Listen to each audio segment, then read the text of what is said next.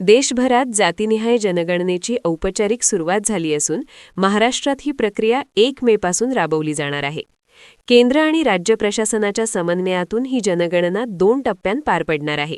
या उपक्रमाचा मुख्य उद्देश नागरिकांची सामाजिक, आर्थिक आणि शैक्षणिक माहिती अचूकपणे संकलित करून शासनाच्या धोरण निर्मितीस अधिक भक्कम आधार उपलब्ध करून देणे हा आहे.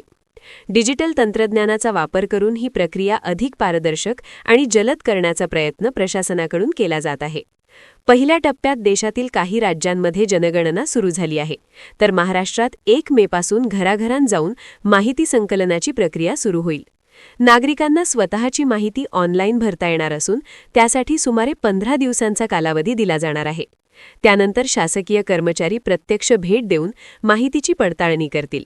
या संपूर्ण प्रक्रियेसाठी मोठ्या प्रमाणावर मनुष्यबळ नियुक्त करण्यात आले असून प्रत्येक स्तरावर समन्वय साधण्यावर भर दिला जात आहे.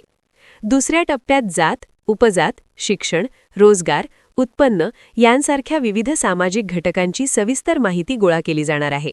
या माहितीच्या आधारे शासनाला विविध कल्याणकारी योजनांचे नियोजन अधिक प्रभावीपणे करता येईल अशी अपेक्षा आहे.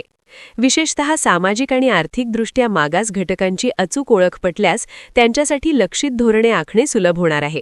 दरम्यान, नागरिकांमध्ये या उपक्रमाबाबत उत्सुकतेसोबत काही प्रमाणात संभ्रमही दिसून येत आहे. वैयक्तिक माहितीच्या सुरक्षिततेबाबत काहींनी चिंता व्यक्त केली असली तरी प्रशासनाने ही माहिती गोपनीय ठेवली जाईल असे स्पष्ट केले आहे.